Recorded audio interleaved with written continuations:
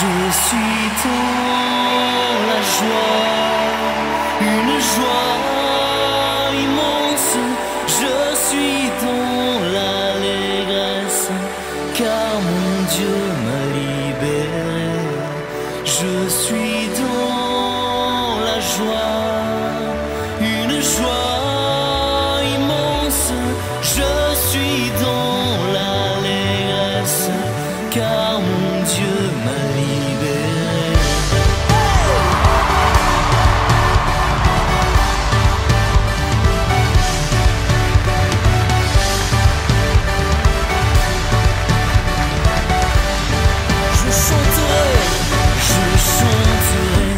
De tout cœur les merveilles de Jésus mon Seigneur. Il m'a ôté des ténèbres, il m'a délivré de tout péché.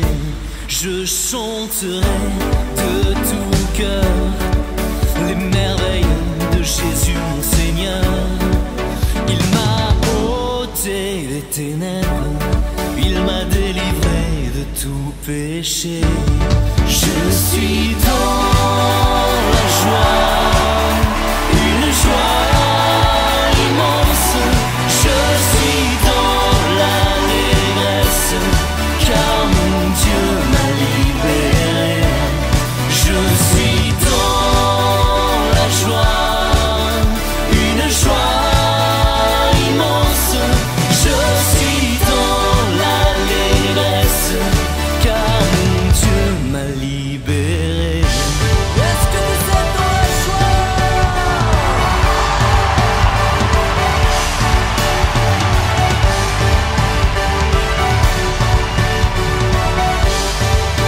Car mon Dieu est fidèle, il ne m'abandonne jamais. Je n'ai plus rien à craindre, car mon Dieu m'a libéré. Car mon Dieu est fidèle, il ne m'abandonne jamais. Je n'ai plus rien à craindre, car mon Dieu m'a libéré. Je suis dans la joie, une joie immense. Je suis dans l'allégresse, car mon Dieu m'a libéré. Je suis dans la joie, une joie immense. Je suis dans l'allégresse, car mon Dieu m'a libéré.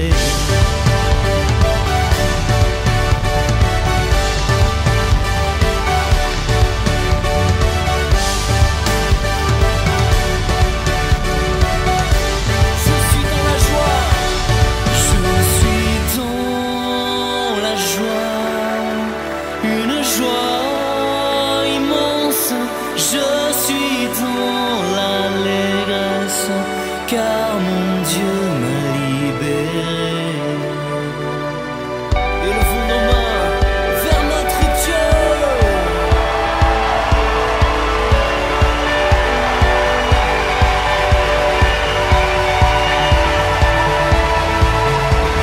Je suis dans la joie. Je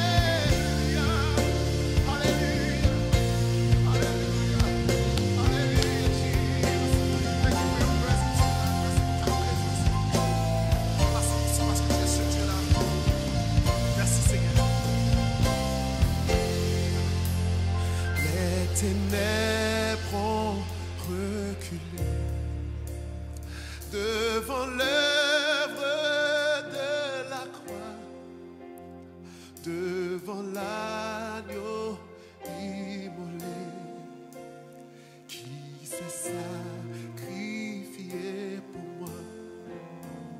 Les ténèbres ont reculé, amen, devant l'œuvre de la croix, devant l'agneau immolé qui s'est sacrifié pour moi. Et nous prophétisons que le faible dise je suis fort, que le pauvre dise je suis riche, et l'aveugle dise je peux voir ce que Jésus a fait pour moi. Amen. J'ai dit que le faible dise je suis fort, que le pauvre dise je suis riche, et que l'aveugle dise je peux voir ce que Jésus a fait pour moi. C'est ça que ça dit. Hosanna, Hosanna à l'agneau immolé. Hosanna, Hosanna, Jésus est ressuscité. Amen. Hosanna, Hosanna à l'agneau. Alléluia, Alléluia. Hosanna, Hosanna. Jésus est ressuscité. Hosanna, Hosanna, Hosanna, Hosanna à l'agneau immolé. Hosanna, Alléluia. Jésus est ressuscité. Vous savez ce que on m'a fait comprendre à travers ce chant, c'est que les paroles disent que le faible dit je suis fort, que le pauvre dit je suis riche, que l'aveugle dit je peux voir ce que Jésus a fait pour moi. Et il m'a fait comprendre que Jésus était dans le tombeau, mort, mais il n'est pas resté dans cet état-là. Et je prophétise sur vos vies que vous n'allez pas rester dans l'état où vous êtes aujourd'hui, mais que le faible dit je suis fort, que le pauvre dit je suis riche, que l'aveugle dit je peux voir, car Jésus a fait quelque chose de merveilleux dans nos vies. Et ce soir, en ce moment, en cette minute, en cette seconde, on veut proclamer ce que Jésus a fait. Il a fait de grandes choses. Hosanna, Hosanna, Hosanna à l'agneau immolé. Hosanna, Hosanna, Jésus est ressuscité. Nous chantons Hosanna, Hosanna, Hosanna à l'agneau. Peu importe où vous êtes, chantez. Alléluia, Hosanna, Hosanna, Hosanna, Jésus est. Chantez Hosanna partout dans le monde. Hosanna, Hosanna à l'agneau. Alléluia, immolé. Hosanna, Hosanna, Jésus est. Chante Hosanna, Hosanna, Hosanna à l'agneau, l'agneau immolé. Hosanna, Hosanna, Hosanna, Jésus est ressuscité. Hosanna, Hosanna, Hosanna à l'agneau immolé.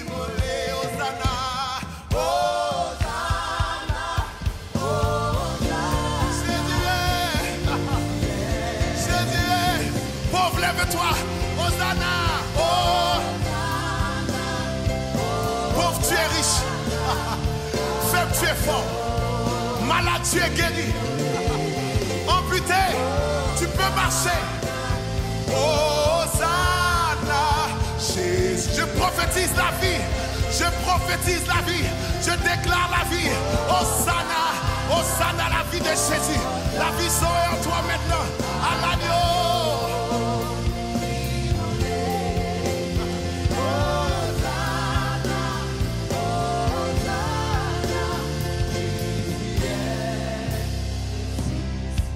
Maintenant, proclame-le très fort. Hosanna, Hosanna, à l'agneau immolé. Hosanna, amen.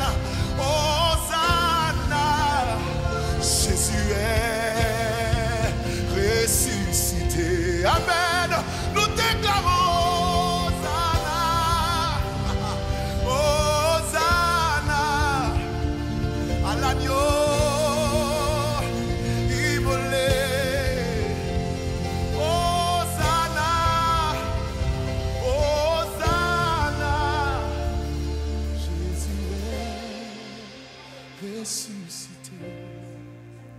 Jésus est ressuscité. Jésus est ressuscité. Jésus est ressuscité.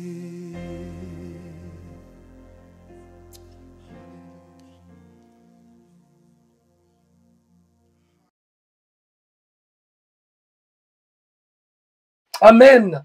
Wouh, laissez-moi prier avec vous. Père, dans le nom de Jésus, je prie que nos esprits soient alertes pour recevoir ce que tu veux nous donner, Seigneur. Père, nous voulons mettre de côté nos pensées personnelles. Nous voulons mettre de côté nos ambitions personnelles, Seigneur. Comme nous l'avons dit au long de toute cette conférence jusqu'à présent, ce que nous voulons, c'est toi, te connaître, connaître la puissance de ta résurrection, mais aussi la communion de ta souffrance, Père. Comprendre que Jésus est mort sur la croix pour nous, mais 3 jours plus tard, il est ressuscité. Père, et pouvoir dire, ce n'est plus moi qui vis, mais c'est Christ qui vit en moi. Hallelujah. Amen. Hallelujah. Sola caché. Hallelujah. Now, je vous demanderai d'ouvrir vos Bibles dans certains passages. Vous les voyez là, sur votre écran. Voilà. 1 Roi 17.1, Matthieu 3.2 et Romains 16.20. 1 Roi 17.1, Matthieu 3.2 et Romains 16.20. Et on va le lire ensemble. Amen. Hallelujah. Élie le Tishébite, l'un des habitants de Galaad, dit à Achab, l'Éternel est vivant. Y a-t-il quelqu'un qui peut le dire avec moi ce soir? L'Éternel est vivant. Il est vivant, mes amis. Amen. Le Dieu dont Israël, dont je suis le serviteur, il n'y aura ces années ni rosée ni pluie, sinon à ma parole. Woo! Matthieu 3.2. Repentez-vous, car le royaume des cieux est proche. Amen. Alléluia. Amen. Premier message de Jésus-Christ. Repentez-vous, car le royaume de Dieu est proche. Paul raconte quelque chose à l'Épître aux Romains, chapitre 16, verset 20. Le Dieu de paix écrasera Satan sous vos pieds dans 100 ans. Non, c'est pas ce qui est écrit. Non. Oh, pardon. Dans 2000 ans. Non, non, non, non, non, non, non, non, non, non, non. Le Dieu de paix écrasera bientôt Satan sous vos pieds. Woo! Hallelujah. Hallelujah. Glory to God. Now, laissez-moi vous poser une question. Je pense que vous avez déjà vu cela. Mais avez déjà vu-vous un petit enfant voir un pot de confiture orange et dit « Ah, maman, je veux la confiture d'orange !» Et la maman dit, je pense pas que tu vas aimer ça. Mais oui, maman, j'aime beaucoup, beaucoup, beaucoup. Ah non, maman, je pense pas que je vais aimer cela, que tu vas aimer cela. Maman, je veux ma confiture orange. Et puis, la maman l'achète. Il ouvre son pot. Il goûte. C'est pas bon. Maman dit, mais je t'avais dit que tu n'allais pas aimer ça. Vous savez pourquoi? C'était une confiture orange amère. Et le gamin ne met pas la confiture amère. Oh maman, je veux pas, je veux pas. Et maman dit, non, non, non, non, non, non. Tu as insisté pour ta confiture. Maintenant, tu vas la finir jusqu'au bout. Maman, je veux pas. Tu vas finir jusqu'au bout. Et les jours passent, les mois passent, petit à petit, il est obligé.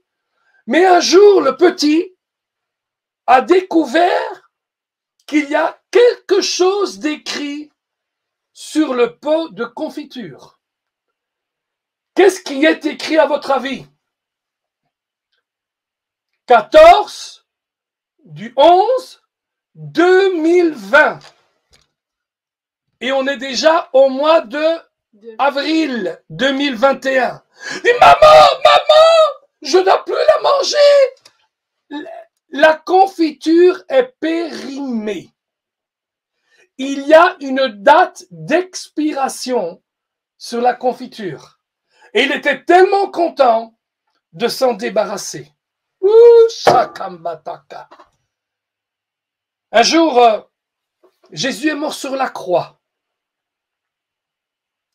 Et Nicodème s'est arrangé avec un homme qui s'appelait Joseph d'Arimathée, qui lui donne sa tombe, toute neuve. Une tombe d'un homme très riche, toute neuve, pour Jésus. Et je peux déjà voir la femme de Joseph d'Arimathée. Mais enfin, chérie, tu vas quand même pas lui donner ta tombe. Et d'Arimathée de répondre à sa femme, t'en fais pas, chouchou. Il y a une date d'expiration. Dans 3 jours, elle sera vide de nouveau. Amen, amen. Alléluia! Mes amis, toutes choses ont une date d'expiration. C'est exactement ce que Élie vient quand il va vers le roi. Il dit, il ne pleuvra plus, ni rosée, ni pluie, sinon à ma parole. Oh, alléluia! Sinon à ma parole. Et tant que je n'ai rien dit, il y aura, la date d'expiration continuera à avancer. Lorsque Jésus est venu et qu'il a prêché, il a dit, repentez-vous, car le royaume de Dieu est proche. Qu'est-ce qu'il est en train de dire? Il est en train de dire, vous vivez sous le royaume de Satan, sous l'emprise de Satan, mais il y a une date d'expiration sous l'emprise de Satan. Shobabasanga, alléluia. Et puis l'apôtre Paul vient et il dit ceci, une nouvelle date d'expiration, un nouvel moment d'expiration. Le Dieu de la paix mettra bientôt, placera bientôt, écrasera bientôt Satan sous vos pieds. Oh, glory to God. Alléluia. Combien d'entre vous êtes-vous prêts à lire sur le pot de confiture de vos circonstances la date d'expiration? Combien d'entre vous voulez-vous être complètement libérés? Le temps de Dieu est arrivé. Le temps de la date d'expiration est arrivé. Satan est sous vos pieds. Hier, Stéphane Kadi a parlé de ces maladies qui duraient longtemps, l'une 12 ans, l'autre 18 ans, l'autre 38 ans. Mais sachez ceci, c'est qu'à un certain moment, il y a eu une date d'expiration.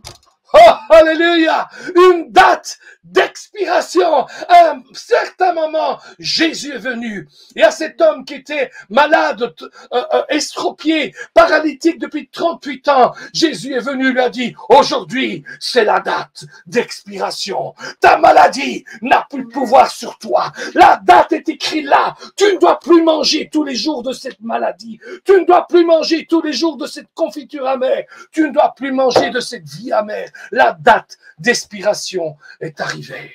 Ensuite, une autre fois, il est dans cette synagogue et il voit cette femme qui est courbée. Oh, je me souviendrai toujours, toute ma vie, de la dame qui m'a porté au Seigneur. Elle s'appelle toujours Maggie Morio. Oh, elle a un certain âge, elle doit avoir plus ou moins 85 ans maintenant. Mais je me souviendrai toujours lorsqu'elle m'a raconté l'histoire de cette femme courbée. Et pour me faire expliquer ce que c'était courbé, elle avait plié le dos, regardant par terre, et elle disait, et quand les oiseaux passaient, la madame ne pouvait jamais regarder les oiseaux. Mes amis, j'ai tout compris. Cette femme avait le dos courbé, elle ne pouvait rien faire. Mais un jour, Jésus est venu et il a dit, ceci, c'est la date d'expiration. Oh, mais quel sacrilège, dirait mon ami Louis. Un jour de sabbat, on ne peut pas, tu ne pouvais pas mettre la date d'expiration le lendemain. Mes amis, c'est Dieu qui en partie fixe la date d'expiration, mais aussi vous et moi.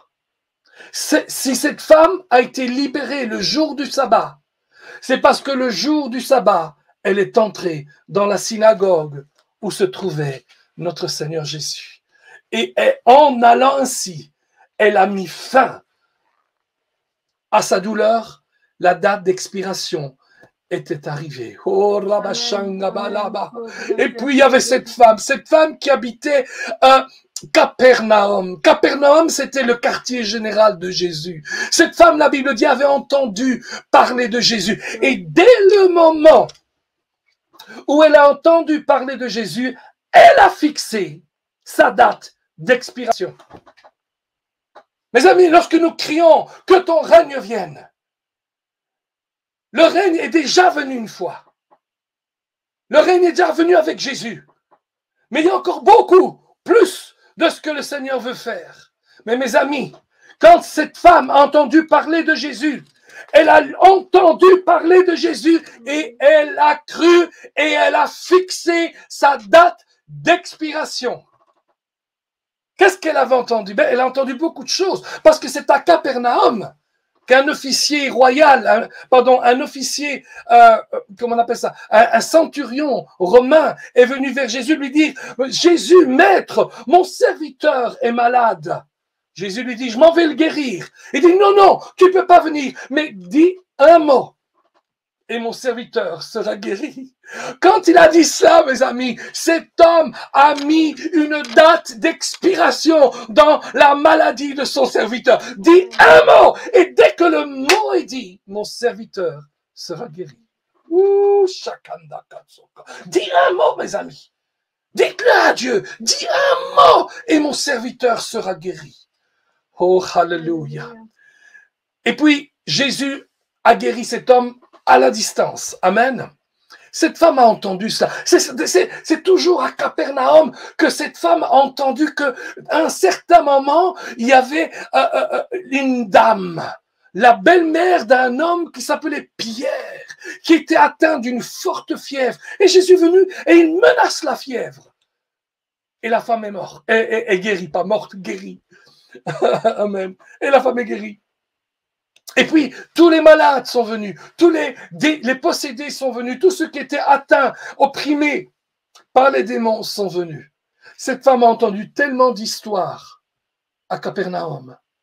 Et donc, quand elle a entendu parler de Jésus, quand elle a entendu probablement toutes ces histoires et d'autres que je vous raconte, à ce moment-là, elle a fixé une date d'expiration pour sa maladie. Alors, comment a-t-elle fait? La Bible dit que je crois dans mon cœur et je prononce par ma Bible, par ma bouche. Je crois par le cœur et je prononce par la bouche. C'est ce qu'on appelle l'esprit de foi. J'ai cru dans mon cœur et donc j'ai parlé. Elle a cru dans son cœur et elle a dit, le jour où Jésus vient, voici la date d'expiration. Le jour où Jésus vient, je toucherai le bord de son vêtement et je serai guéri. Je toucherai le bord de son vêtement et je serai guéri. Et qu'est-ce qu'elle a fait? Elle a commencé à le déclarer régulièrement. Le jour où Jésus viendra, je toucherai le bord de son vêtement et je serai guéri. Probablement que son mari lui pose la question, alors comment ça va ma chérie? Comment tu vas? Tu souffres toujours? Oh, t'en fais pas chouchou. Le jour où Jésus viendra, j'ai fixé ma date d'expiration. Le jour où Jésus viendra, je toucherai le bord de son vêtement et je serai guéri. Ouais. Shabarakazanga. Alléluia. Alléluia. La belle-mère arrive. Elle dit, allô ma chouchou, allô ma petite fille, qu'est-ce qui se passe encore? Tu as toujours ton même problème. Dit, belle-mère, ne m'en parle pas, mais je peux te dire une chose. Le jour où Jésus viendra, je toucherai le bord de son vêtement et je serai guéri. Mes amis, Jésus est venu. Elle a touché le bord du vêtement de Jésus. Ouais. La date d'expiration était arrivée à bout. Et elle a été guérie. Shoba. C'est ce que Dieu veut faire dans ta vie aujourd'hui. C'est ce que Dieu veut faire dans notre vie aujourd'hui. C'est ce que Dieu veut faire pour nos églises aujourd'hui. Il est en train de nous dire, mettez, placez, arrêtez une date d'expiration. Il y a une date d'expiration pour nos défis. Une date. Tous nos défis ont des dates d'expiration. Toutes nos tempêtes ont des dates d'expiration. Toutes nos limites ont des dates d'expiration. Toutes nos circonstances ont des dates d'expiration. Toutes ces choses ont des dates d'expiration. Alors, quelquefois, on ne sait pas toujours pourquoi. Il semble que ce soit Dieu qui inscrit la date d'expiration sur les circonstances de notre vie. Par exemple, lorsque Satan va mettre Job à l'épreuve, Dieu dit, mais attention, ne touche pas. Une autre fois, il va lui dire, attention, ne touche pas à sa vie. En d'autres mots, il dit, voilà, je mets des échéances et tu ne peux pas dépasser ces échéances-là. D'autre part, d'autres fois, c'est à nous à le faire. C'est à nous à dire, je n'en peux plus, je ne veux plus vivre sous cette misère, je ne veux plus vivre de cette manière, je ne veux plus vivre ainsi. Moi, je veux vivre avec la vie abondante que Dieu m'a donnée.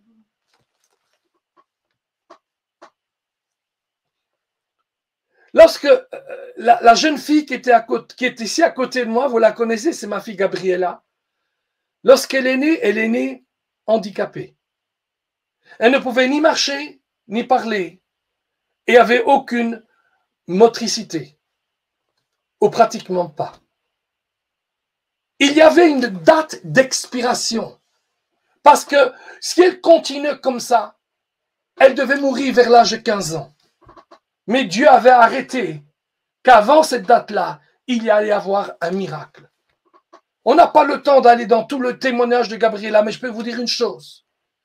Au bout de 3 ans, à force de confesser la parole de Dieu, de déclarer la parole de Dieu sur Gabriella, à force de croire que ce que Dieu a promis, il le fait, à force de faire ce que Stéphane Caddy nous a dit vendredi soir, à savoir que Pierre dit que par les meurtrissures de Jésus, nous avons été guéris. En d'autres mots, nous avons déjà reçu la date d'expiration. Oh, alléluia. Alléluia. Non, une des raisons pour lesquelles ma femme et moi, nous avons cru, nous avons déclaré la parole de Dieu, c'est parce que nous avons lu 2 livres que le pasteur John Madan, celui qui a parlé aujourd'hui, cet après-midi, et si vous ne l'avez pas entendu, allez revoir les vidéos. C'était parfait, c'était super. Autant lui que Christine Beumier auparavant. Mais, et puis, bien sûr, la table ronde. Mais le pasteur John Madan avait publié 2 petits livres de Kenneth Hagin. Un s'appelait « La médecine de Dieu », l'autre « N'accusez pas Dieu », où le frère Hagin expliquait d'abord que Dieu n'est pas responsable pour les circonstances de ta vie, pour les maladies de ta vie. Mais l'autre livre disait aussi que Dieu était celui qui nous avait déjà guéris en envoyant Jésus-Christ sur la croix. Amen. Ces deux livres ont confirmé la foi que j'avais, mais plus que cela, ils ont complètement établi une fois pour toutes que Dieu est celui qui guérit. Dieu va partout faisant le bien, guérissant tous ceux qui étaient sous l'oppression du diable. Et pour toujours, je serai reconnaissant pour ces deux livres qui sont parvenus à moi. De Nice, ils sont arrivés à Bruxelles. Je ne connaissais pas le pasteur John à ce moment-là, mais j'ai eu l'occasion bien des fois de le rencontrer jusqu'à ce qu'il y a quelques années, nous nous sommes mis à travailler ensemble. Et c'est un honneur pour moi de le servir avec son école biblique Réma en France et en Suisse. Ouh, alléluia. Et donc, le Seigneur avait déclaré une date d'expiration pour moi. Mais quelquefois, la date d'expiration, elle est imposée par les autres. J'explique. Vous êtes d'accord? Allez voir dans 2 Rois au chapitre 4 avec moi. 2 Rois au chapitre 4. Oh, alléluia. Là, si vous vous rappelez, dans 2 Rois chapitre 4, il est parlé d'une dame. Et on va un peu parler d'elle parce qu'elle est importante dans l'histoire d'Israël. On va parler de 2 dames, mais on va parler de la première maintenant. La Bible dit qu'il y avait une femme, d'entre les femmes, des fils de prophètes. Ça veut dire qu'elle était mariée à un homme qui avait reçu le ministère prophétique. Et elle s'approche du prophète Élisée en disant, « Ton serviteur, mon mari, est mort. Et tu sais que ton serviteur craignait l'Éternel. » Verset 2. « Or, le créancier est venu prendre mes 2 enfants et en faire des esclaves. » Voici une situation de crise terrible. Et cette situation de crise, elle est limitée dans le temps. Il y a une date d'expiration qui est imposée, dans ce cas-ci, par les créditeurs. Soit vous payez la dette, soit nous prenons vos enfants et nous les vendons en esclavage. Voyez-vous, la Bible dit dans l'Ancien Testament qu'on ne pouvait pas faire des dettes pour cette raison-là. Parce qu'avant, quand on faisait de dettes et on ne pouvait pas les payer, on vous prenait tout, y compris vos enfants. Merci Seigneur, aujourd'hui, c'est plus comme ça, mais c'était comme ça à ce moment-là. Et donc, il y a une date d'échéance. Elle est imposée par les autres et donc, elle doit faire quelque chose. Et ce qu'elle a fait va nous aider à comprendre ce qu'il faut faire. Alléluia. Comment nous devons faire pour apporter cette date d'expiration dans notre vie. Tout d'abord, elle est allée vers l'homme de Dieu. En allant vers l'homme de Dieu, c'est une image qu'elle est allée vers Dieu lui-même. Parce que à l'époque, il y avait un intermédiaire toujours entre l'homme et Dieu. Mais maintenant, il n'y a plus d'intermédiaire. La Bible dit qu'il n'y a qu'un seul médiateur entre l'homme et Dieu. Et son nom est Jésus. Et Jésus est assis à la droite du Père. Oh, et donc, elle est allée vers Dieu, Machanga. Et puis, l'homme lui dit quelque chose. Et cette deuxième chose est une nouvelle date d'expiration. Elle va dire, qu'est-ce que tu as à la maison? Qu'est-ce que tu as à la maison? Et voyez-vous, lorsque nous allons vers Dieu, ayons déjà un inventaire des choses que Dieu peut utiliser. Dites-lui, j'ai 6 pommes. Dites-lui, j'ai 5 pains et 2 poissons. Dites-lui, j'ai ceci, j'ai cela. Elle dit, j'ai un petit peu d'huile. Et Élisée va lui dire, le prophète, va, demande à toutes tes voisines des vases et n'en demande pas un peu. Demande des vases et n'en demande pas un peu. Alléluia. Et donc là vient la clé de la date d'expiration dans vos vies.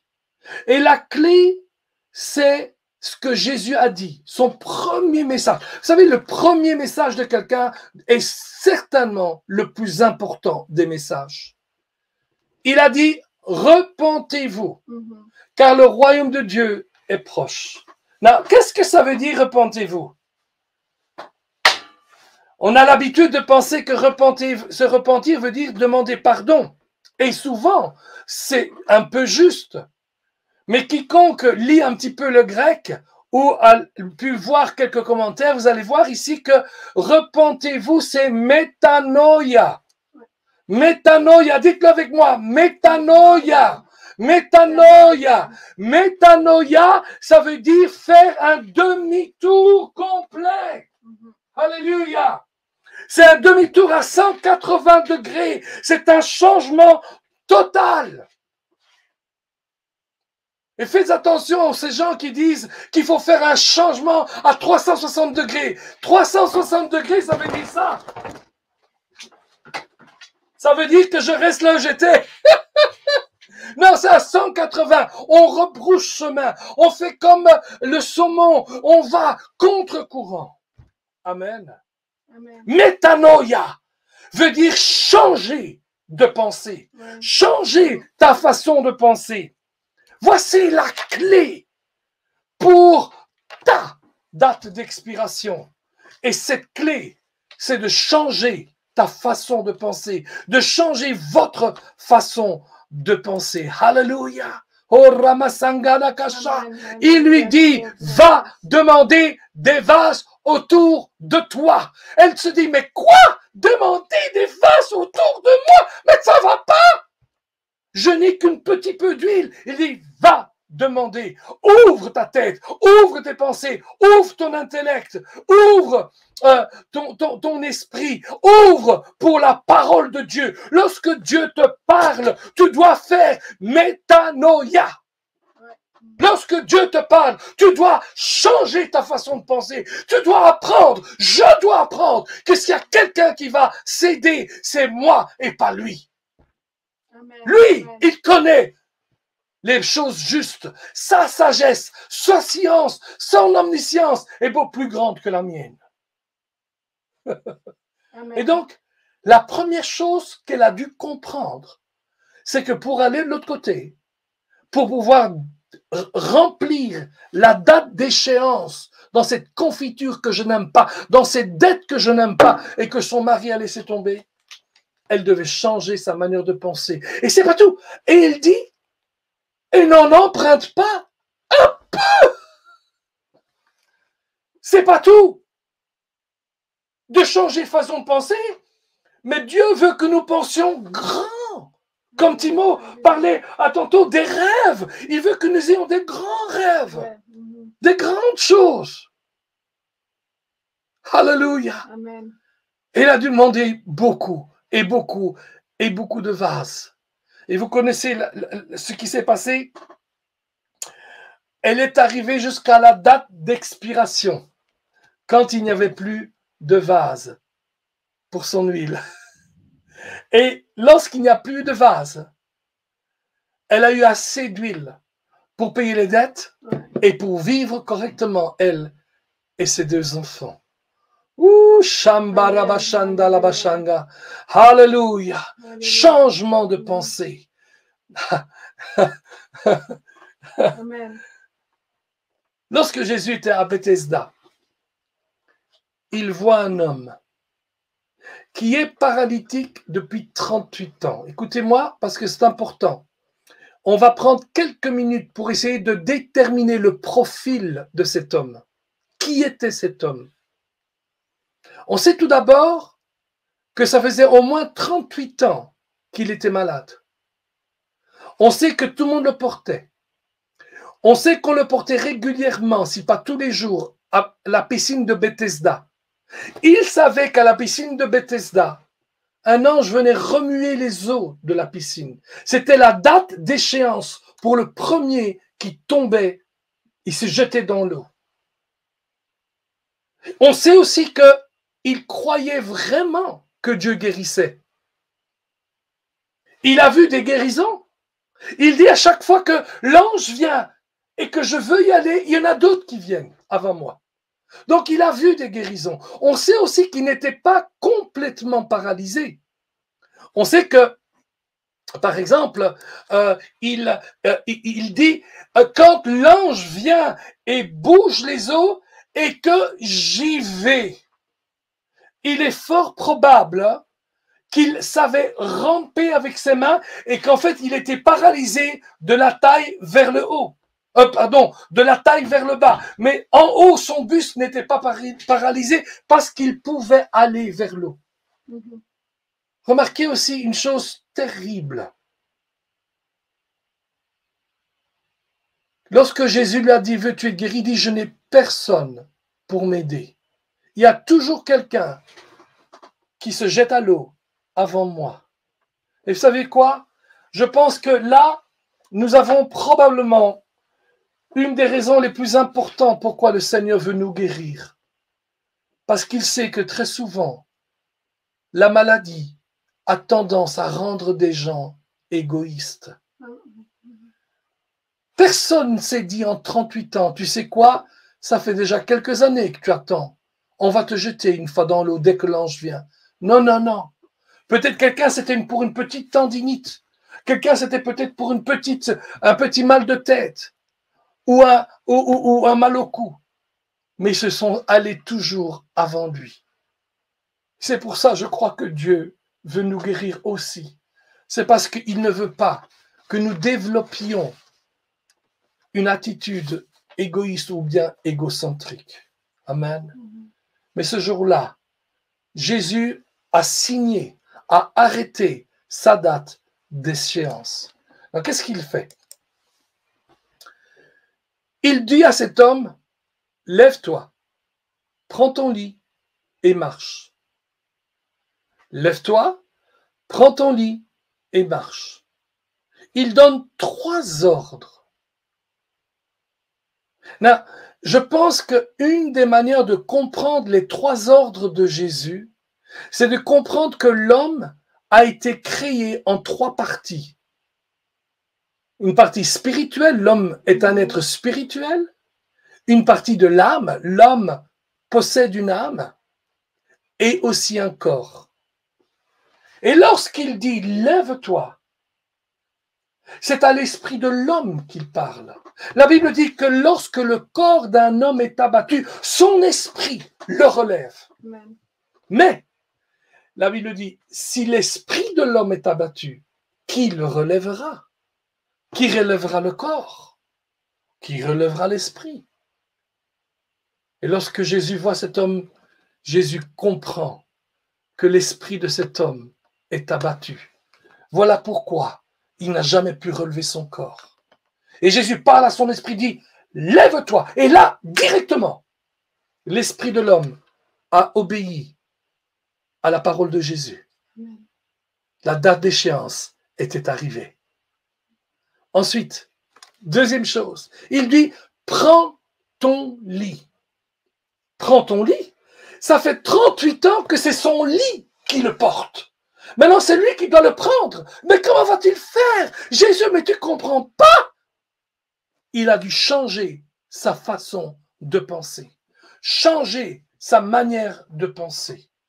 Et puis finalement, il parle à son corps, il dit, et va à la maison. Mes amis, le Seigneur est ici ce soir. Amen. Et il est là pour parler à vos cœurs et parler à nos cœurs. Il est en train de dire, waouh, qu'est-ce que tu as à la maison? Qu'est-ce que tu as? Je ne trouve plus mes feuilles, mais ce n'est pas un problème. Je connais mon message dans mon cœur. Alléluia. Quelles sont les limites qu'il y a dans ta vie? Quelles sont les circonstances qui te bloquent aujourd'hui? Il ne pleuvra pas, il n'y aura ni rosée jusqu'à ma parole, a dit Élie. Première échéance. Repentez-vous, car le royaume de Dieu est proche. Deuxième échéance. Bientôt, Dieu écrasera Satan sous ses pieds. Non. Dieu, merci Pierre, je vois que Pierre est en train de le dire. Attends, je vais te prendre Pierre. Je crois qu'on va prêcher tous les deux là tout d'un coup. Dieu écrasera, tu peux mettre ton micro. Dieu écrasera Satan sous les pieds de l'apôtre Pierre. Amen, sous nos pieds. Amen, sous mes pieds. Sous mes pieds, sous vos pieds, sous tes pieds. Sharakasanga. Qu'est-ce que ça veut dire? Ça veut dire que tu dois te mettre en accord, que vous devez vous mettre, que nous devons nous mettre en accord avec la date d'expiration que Dieu a établie. Amen, amen, amen, amen. Il dit, je ne vais pas le faire pour vous. J'ai déjà tout fait sur la croix. J'ai envoyé mon fils sur la croix. Il est mort sur la croix pour vous. Il a tout payé. Il a été enseveli. Il est ressuscité. Il est monté dans les cieux et s'est assis à la droite du Père. Maintenant, c'est à vous et à vous de le faire. Amen. Oh, Shakanda. Et il dit, bientôt, dites avec moi, bientôt, bientôt, Sharamazanga, bientôt, Dieu écrasera Satan sous vos pieds. Amen. Amen. Amen. Hallelujah. Now, je vais vous montrer ce que ça veut dire. Vous n'allez pas voir complètement, mais ça, c'est une petite boîte de bonbons. On va imaginer que c'est Satan, d'accord? Je le mets là. Allez, Gabriela, levez-vous. On va demander à Gabriela de se lever. Elle est là, elle dit, oh Dieu, écrase Satan. Dieu. Dieu écrase Satan. Oh Dieu, écrase Satan. Dieu écrase Satan. Dieu écrase Satan. Et Dieu dit, j'ai déjà fait. J'ai déjà donné la date d'expiration. Amen. Dieu écrase Satan. Non, Dieu, c'est pas Satan. Hein? J'ai déjà donné ma date d'expiration. Amen. Amen. Alors qu'est-ce qui va se passer? Il va se passer que Gabriela va devoir se laisser, va devoir faire une complicité avec Dieu. Dieu, bientôt, viens ici. Je vais la prendre dans mes bras. Dieu, bientôt, vas-y, maintenant tu vas écraser. Écrasera Satan sous vos pieds. Sous vos pieds. Alléluia. Amen. Alléluia. Lorsque Dieu et toi, vous travaillez comme un tandem, vous êtes un, Amen. la tête et le corps. Jésus est la tête. Dieu écrasera Satan sous vos pieds. Amen. Amen. Shambarakasanga.